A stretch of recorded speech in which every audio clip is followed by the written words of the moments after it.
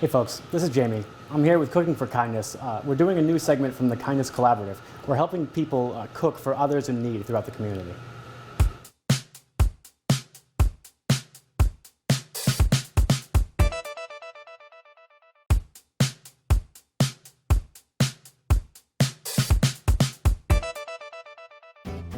So usually the first thing I want to do when I come in again is turn the oven on first, very first thing.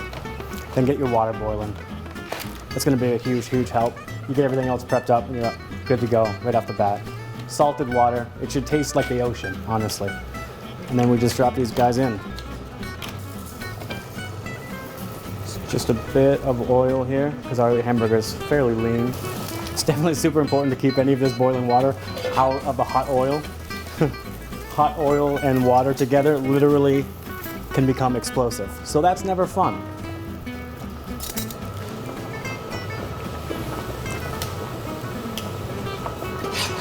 It's also always super important to make sure your pan is hot before you put anything in it.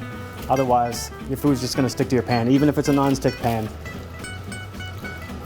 As I always try to say, you can't cook with cold pans. You just can't.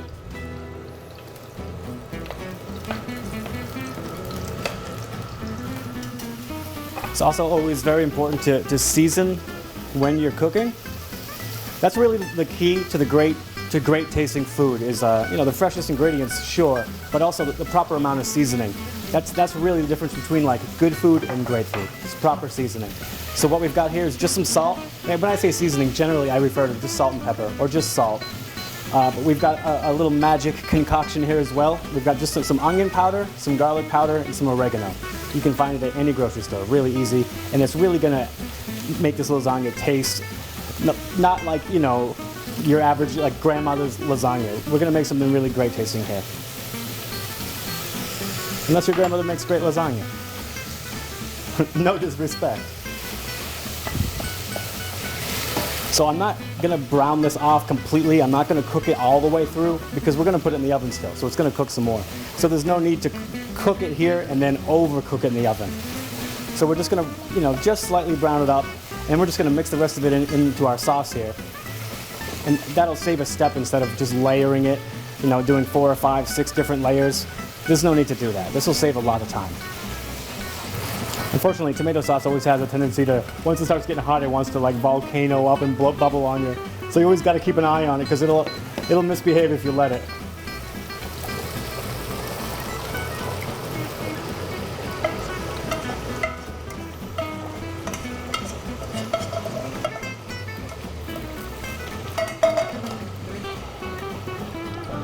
All right, now we're just gonna set that aside and let that cool down a little bit.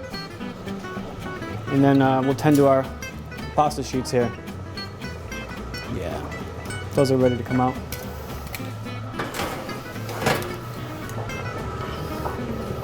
So because we've had to do this in multiple batches, normally I would just probably strain these out. So in this instance, I'm just gonna pull them out with a pair of tongs here, set them aside so we can put the remaining sheets in there. I'm gonna try to be careful not to tear these. So yeah, at this point we're just going to mix our ricotta cheese with some of our spinach. In this case, we've just done frozen spinach, and we've strained it really well. You don't want all of that extra juice in there because it'll make your lasagna super watery. No one likes that. So we've just strained that out, and I've set that aside here. So we're just going to take our ricotta. Also, I've let the ricotta sit out for about an hour or so. It's just much easier to spread when it's room temperature.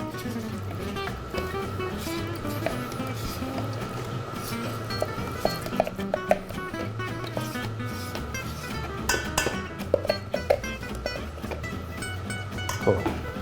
All right, so now that's in here. Just fold our spinach in.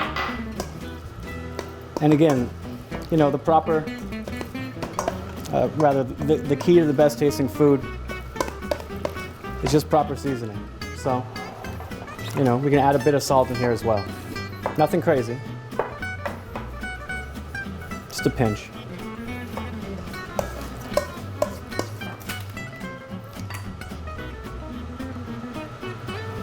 So I'm just oiling these a little bit just to help them, keep them from sticking together while we wait for the other ones to finish. A lot of die-hard Italians out there will be really upset with me that I've oiled my pasta, but you know, in this case, we've just got to do it. Sorry. So I like to start off with just a light layer of sauce. Again, emphasis on just a really light layer.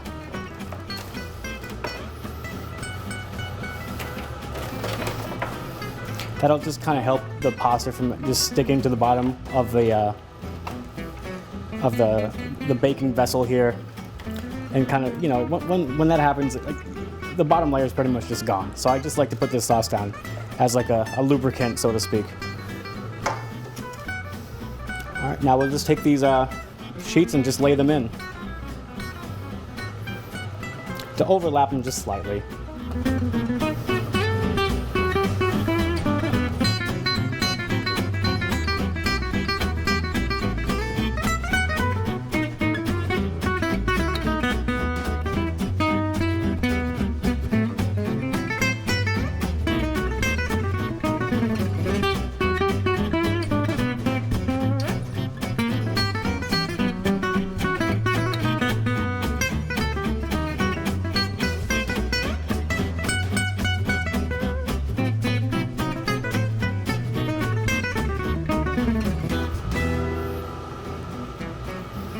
Perfect. All right, so now we're just gonna wrap these up with our tin foil here and just toss them in the oven. It's really that easy.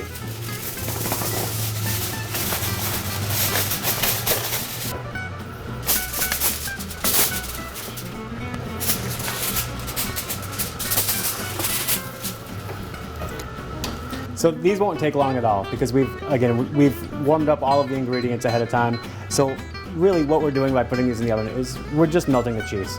So depending on your oven, it shouldn't take much more than a half hour, maybe 45 minutes max. Don't be afraid at all to like go in there and have a peek and see what the cheese is looking like. Actually, maybe for the last 10 minutes, you may want to just pull the tin foil off so the cheese can brown up really nice. So now we're just going to take the parsley that we chopped up earlier, and this is really just decorative. You don't want to put this on before you cook it. Anything that's got chlorophyll in it, anything that's green, will turn black when you apply heat or acidity to it. So this is really just more for aesthetics than taste. But you know, you eat with your eyes and then your mouth. Generally speaking, if something doesn't look good, you don't want to put it in your mouth, right? So this is really just going to help add to the freshness factor and really just make people who are a bit less fortunate really enjoy this, because they can tell that we've put a lot of effort into this, which we have. So now that these are done, we're going to get these sent off to the people that need them.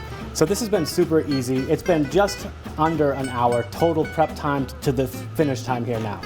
So I hope that you found this informative and instructive. Thanks for cooking with me.